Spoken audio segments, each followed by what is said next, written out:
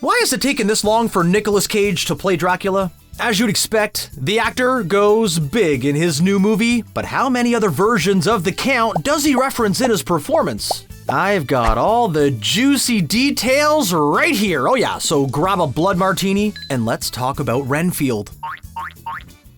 In his 1897 novel Dracula, Bram Stoker originated a lot of the powers that we associate with the famous vampire. Different adaptations have added some and taken some away, but in Renfield, Nicolas Cage has all the skills that you would expect. So how many did you count, huh? Pun very much intended here. I spotted, levitation, 1, and, mind control, that would be 2, okay. I spotted telepathy and immortality, superhuman strength, physical regeneration, turning into bats, turning into fog, controlling fog, healing people with his blood, turning people into vampires, oh, and, being a seriously snappy dresser.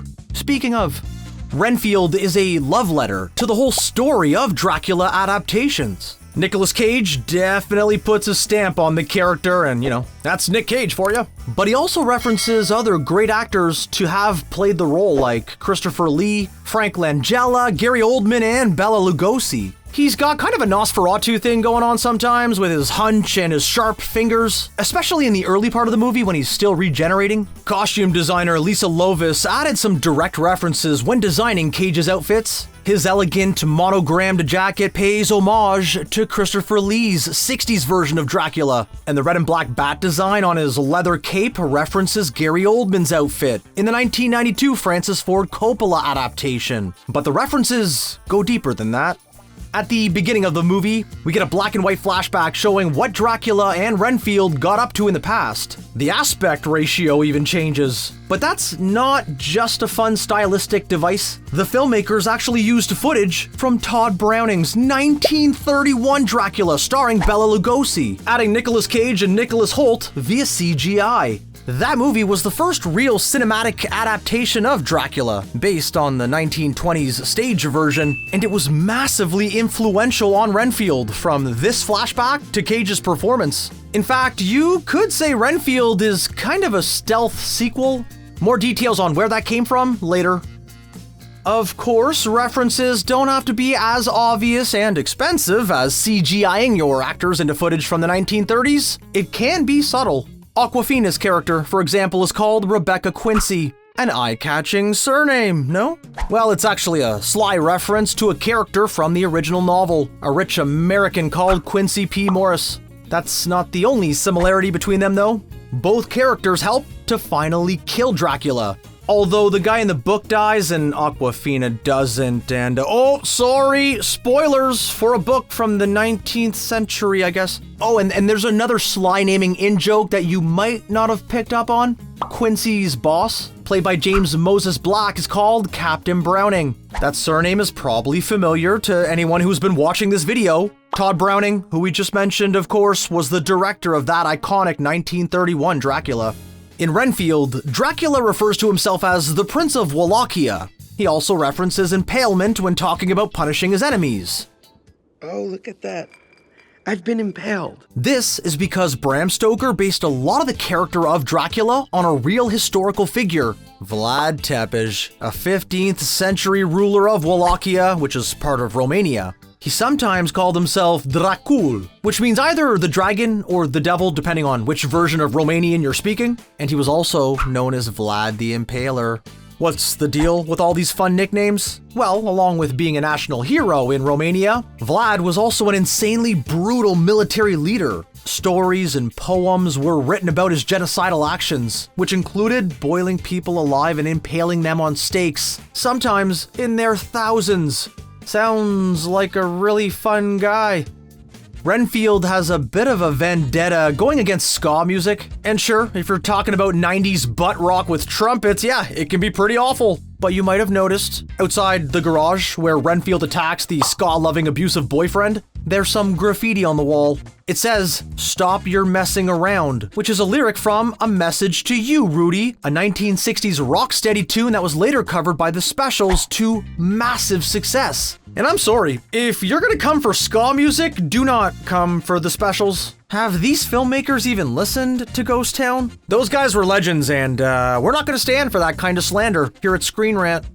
Renfield uses vampirism as a metaphor for abuse, addiction, and codependency, with the dynamic between Renfield and his undead boss presented as a toxic relationship. These tropes have a solid history if you look at vampire media over the decades. It's literally in the titles of movies like The Addiction, The Hunger, and Habit, and you can even see these ideas explored in media as varied as Blade, Interview with the Vampire, and Only Lovers Left Alive. And how about Buffy the Vampire Slayer, in which Vampire with a Soul Angel functions as both a recovering alcoholic and as the irresistible, unhealthy boyfriend who Buffy has to wean herself off of? You know, I'm kind of fired up right now. Excuse me while I go write my thesis. Okay, so is it just me, or are the black and gold guns used by Teddy Lobo, kind of familiar? They look a lot like the guns used by Nicolas Cage's character Castor Troy in the insane 90s action movie Face Off. Not identical exactly, but how many black and gold pistols do you see in action movies? A coincidence? Maybe, but it's a fun one. Coincidence? I think not!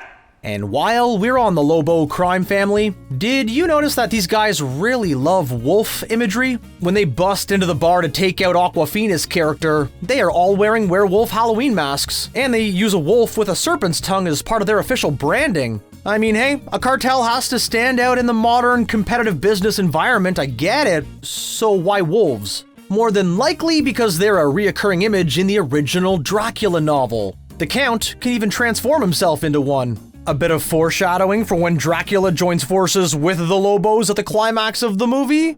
Much to think about. Every adaptation of Dracula reflects the time it was made, and one element that marks out Dracula movies from the 1970s is, well, they were pretty disco. So it's neat that in Renfield, Nicolas Cage's Dracula has a glitter ball in his lair. That's gotta be a reference to movies like Love at First Bite, one of a trilogy of disco Dracula spoofs from that decade. You will also notice that Dracula often has a ton of candles around. The filmmakers have said that this is an homage to the 1979 Frank Langella Dracula, which, if you didn't know, had so many lit candles on set that it became a fire hazard. Oh, and that adaptation also had a pretty disco flavor. Hey, it was the style of the time. You know how I said Renfield is kind of a quasi-sequel to the 1931 Todd Browning Dracula? It's not just down to visual choices. The character of Renfield in the new movie has a very different backstory to the original novel, a backstory much closer to the 1931 movie. In the book, Renfield is an inmate in an asylum tortured by Dracula. In the 1931 movie, though, he's a real estate agent who travels to Transylvania, basically taking on the Jonathan Harker role from the book. And here, Renfield says that he was once a lawyer looking to make money from real estate. It's one of the most famous pieces of vampire lore. They cannot enter a home unless they're invited. But Dracula finds a sneaky way around this when he wants to surprise Renfield in his new apartment. He just reads the message on the welcome mat. Renfield really should have thought of that before he got the mat. This is an obvious one, but I love that Dracula has a coffin in this movie. It's something that often gets left out of adaptations because, let's be honest, it's kind of goofy. But if you're going to do a fully faithful version of the Count, with all the ego and the flair that he's famous for, he's gotta have a coffin. And the coffin here? Mwah!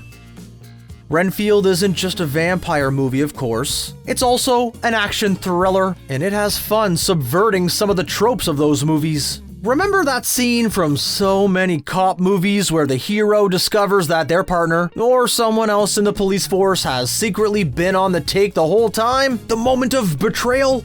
Well, Renfield one-ups that. Not only is Rebecca Quincy's partner on the take, but so is literally the entire police force. Everyone, except for her, all the way up to the captain, is working for the Lobo crime family. Steep odds, even without Dracula being involved. Another sure sign that Renfield knows its action movies as well as its horror. When Renfield and Rebecca are tooling up to take on Dracula and his new crew at the end of the movie, Renfield says he's going to need bugs. Lots of bugs. If this is not an homage to The Matrix, I will literally eat my hat, I swear. I will do that live on YouTube for you. Guns. Lots of guns. And while we're talking homages, here's something a bit more intellectual. Shortly before they finally take him out, Dracula says that he wishes to spend a season in hell. A familiar phrase, if you know your 19th century French prose poetry. And who doesn't love 19th century French prose poetry? I should be doing paradise things, like rowing out on a lake with a good bottle of wine, reading French poetry. That's your idea of paradise? A Season in Hell is the name of a long poem by the French writer Arthur Rimbaud. The poem is, to quote the writer, pages from the diary of a damned soul, which seems like the sort of thing Dracula would enjoy. Oh, and he also says Hail Satan while doing that heavy metal hand horns. Dracula, a secret metal fan confirmed? Or a reference to the original movie, which implies that he got his powers from the devil himself. A fan of death metal, got his powers from the devil. You decide. If you thought that I'd covered all the little references to the 1931 Todd Browning Dracula adaptation, you were wrong, my friend. I've got two more. Here's the first final one, before the end credits, which incidentally has a nice 1970s Hammer horror feel to them. The title card for Renfield appears. It's big and lurid and deliberately styled after the iconic poster for the 1931 movie. And here's the second final one. Eagle-eared viewers might have picked up on some little musical references to Tchaikovsky's Swan Lake in Renfield's score, and eagle-eyed viewers might have seen that there's a Swan Lake LP lurking among the junk in Dracula's lair.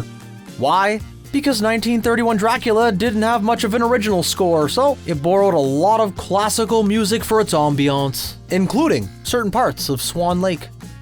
That huge, decaying, creepy hospital that Dracula uses as his lair has got to be a set, right? Wrong. It's a real building in New Orleans. A disused hospital called the Charity Hospital, which was abandoned after Hurricane Katrina hit. And it's even got a creepy backstory, with some locals saying that they've seen ghostly lights flashing in the windows over the years. And okay, sure, that just turned out to be an electrical malfunction, but it's a good story. The Lobo crime family operate out of a suitably gaudy, blingy mansion. You know, the sort of place that you'd expect a cartel to live. And the production designers looked to appropriate inspirations when decorating that mansion. The decor explicitly references movies like Goodfellas and especially Scarface. Oh, and they took inspiration from the Instagram page of a real-life cartel. Hey, I said it earlier, but cartels, yeah, you gotta have that branding right to compete in the modern day. For the last entry, it's the question that everybody's been asking. Renfield gets his powers from eating bugs, we all know that. But did Nicholas Hoult actually eat real bugs for the movie? And the answer is yes, he did! Woo! Not live ones, I'm afraid. But he did eat dried crickets and potato bugs, which the actor apparently found to be pretty gross. He also refused to eat tarantulas and scorpions, and I do not blame him. So, where does Mr. Cage rank in the grand pantheon of cinematic Draculas? It's not like there's loads to compare him to or anything. How does he compare to Bela Lugosi, or Gary Oldman, or Christopher Lee, or Frank Langella, or Max Schreck, or John Carradine, or Leslie Nielsen, or Rudolph Martin, or Gerard Butler, or Dominic Purcell, or Luke Evans, or Jonathan Rhys Meyers, or Adam Sandler, or... Okay. Looks like I'm out of time. Gotta go. See ya.